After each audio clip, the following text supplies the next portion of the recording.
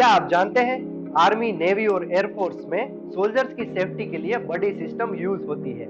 Army में उसे battle बडी, navy में उसे शिपमेट्स और एयरफोर्स में उसे विंगमैन कहा जाता है। लार्ज स्केल इंडस्ट्रीज में या मैन्युफैक्चरिंग यूनिट में remote location, specialized job, hazardous job, critical job, ऐसे लोकेशन पर अकेले काम करना बहुत ही अनसेफ होता है और यही काम को नाइट शिफ्ट में करना तो ज्यादा अनसेफ है।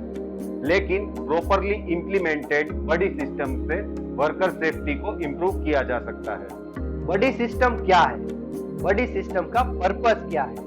बडी सिस्टम क्यों जरूरी है? बडी सिस्टम के क्या क्या बेनिफिट्स हैं? बडी सिस्टम की क्या लिमिटेशंस हैं? और बडी सिस्टम के लिए क्या लीगल रिक्वायरमेंट्स हैं? जैसी कई सारी कही अनकही और सुनी अनसुनी बातें हम बताएंगे आपको आज के वीडियो में। तो बिना स्किप किए वीडियो को पूरा देखिए और अगर अभी तक आपने हमारे चैनल को सब्सक्राइब नहीं किया है तो नीचे लाल बटन को प्रेस कर जल्दी से सब्सक्राइब कर दीजिए और हाँ, बेल आइकन को प्रेस करना मत भूलिए ताकि आपको हमारे हेल्थ, सेफ्टी, एनवायरनमेंट रिलेटेड नए वीडियोस के नोटिफिकेशन तुरंत ही मिले। तो चलिए फटाफट से बिल्कुल समय बर्बाद किए बिना जल्दी से शुरू करते हैं।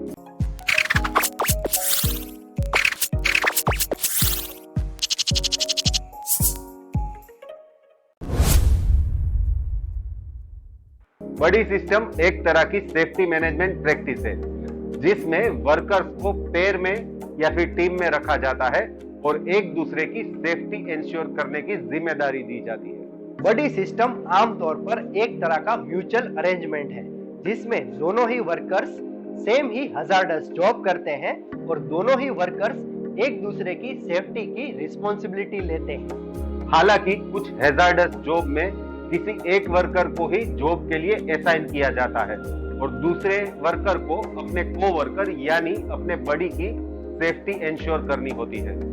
बडी सिस्टम को वर्कप्लेस सेफ्टी ओरिएंटेशन में भी यूज किया जा सकता है जिसमें नए वर्कर्स को पुराने वर्कर्स के साथ पेड अप किया जाता है ताकि एक्सपीरियंस वर्कर्स नए वर्कर्स को दी गई सेफ्टी इंडक्शन ट्रेनिंग को प्रैक्टिकली बता सके और सिखा सके। बडी सिस्टम को इंप्लीमेंट करना एक इम्पोर्टेंट रिस्क कंट्रोल मेजर माना जाता है। ओसा स्टैंडर्ड के अनुसार बडी सिस्टम की डेफिनेशन कुछ इस तरह से है: a system of organizing employee into work group in such a manner that each employee of the work group is designated to observed by at least one other employee in the work group. The purpose of buddy system is to provide rapid assistance to employee in the event of an emergency. बड़ी system से safety assistant provide कर risk को कम किया जा सकता है, जैसे कि पोटेंशियल हैजार्ड को मॉनिटर करके उस हैजार्ड के बारे में बताना। अगर बड़ी कहीं फंस गया है या फिर हैजार्डस कंडीशन में है तो उसे रेस्क्यू करना। इन केस ऑफ इंसिडेंट और एक्सीडेंट हैपन तो एप्रोप्रिएट अथॉरिटी को बुलाना। इन केस बड़ी इंजर्ड होता है तो इमीडिएटली फर्स्ट एड प्रोवाइड करना। चलिए अब प्रॉपरली इंप्लीमेंटेड बडी सिस्टम के क्या क्या बेनिफिट्स हैं उसे देख लेते हैं। बड़ी सिस्टम से वर्कप्लेस सेफ्टी में इंप्रूवमेंट होता है जिससे एम्प्लॉइज का मोरल और परफॉर्मेंस दोनों ही इंप्रूव होते हैं और जॉब सेटिस्फेक्शन भी एनहांस होता है। एक्सपीरियंस बडी के साथ new hire employee comfortable feel करते हैं जिससे न्यू एम्प्लॉइज के ऑर्गेनाइजेशन के साथ इमीडिएट एंड पर्सनल कनेक्शन हो जाता है। बड़ी सिस्टम के कारण ऑर्गेनाइजेशन के कंपेंसेशन में भी कमी आती है और ऑर्गेनाइजेशन की प्रोडक्टिविटी भी इंक्रीज होती है। वर्कप्लेस पर बडी सिस्टम इंप्लीमेंटेशन का प्राइमरी फोकस वर्कर सेफ्टी है, लेकिन बडी सिस्टम की कुछ लिमिटेशंस भी हैं जिसे जानना बेहद जरूरी है।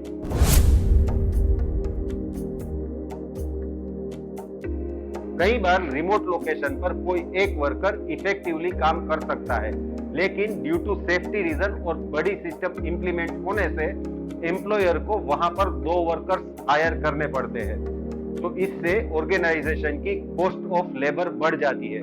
बेशक सेफ्टी कोई भी ऑर्गेनाइजेशन की प्रायोरिटी होनी चाहिए, लेकिन ये बड़ी सिस्टम यहाँ पर ज्यादा कॉस्टली साबित होती है और ये कॉस्टली तब ज्यादा साबित होती है जब बड़ी सिस्टम इंप्लीमेंट होने के बावजूद भी ओवरऑल इफेक्टिवनेस में कमी आती है।